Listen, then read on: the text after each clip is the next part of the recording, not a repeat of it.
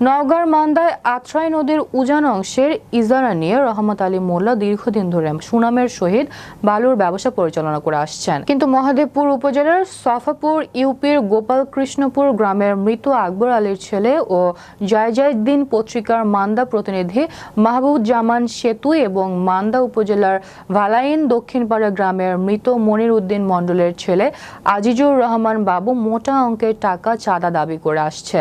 এরই প্রতিবাদে সোমবার মান্দা উপজেলা প্রেস ক্লাবে উপস্থিত হয়ে ভুক্তভোগী এর সংবাদ সম্মেলন করেন। সংবাদ সম্মেলনে লিখিত বক্তব্যে ভুক্তভোগী ইজারাদার বলেন, অভিযুক্তদের দাবিকৃত চাঁদার টাকা না দেওয়ায় বিভিন্নভাবে হুমকি প্রদান সহ মিথ্যা সংবাদ প্রকাশ করে সামাজিকভাবে হেয় প্রতিপন্ন করে আসছে।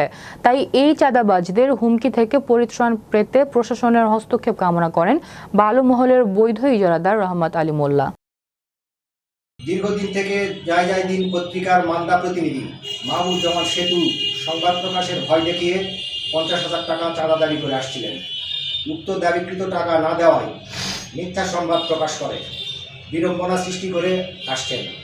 একই সাথে উপজেলার ভালাইন ইউপির ভালাইন দক্ষিণপাড়া এলাকার মৃত মনির উদ্দিনের ছেলে আজিজুল হক বাবু বালুমহল থেকে 5 লক্ষ টাকা চাঁদা দাবি করেন।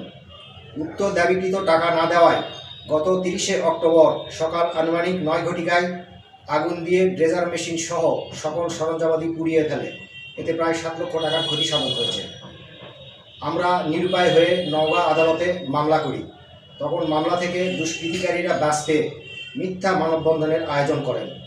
বৈধ ইজারাদার হওয়া সত্ত্বেও তারা অবৈধ ইজারাদার ও ক্যালেন্ডার বহির্ভূত আয়াপুর মৌজা উল্লেখ করে মিথ্যা অপপ্রচার চালাচ্ছেন।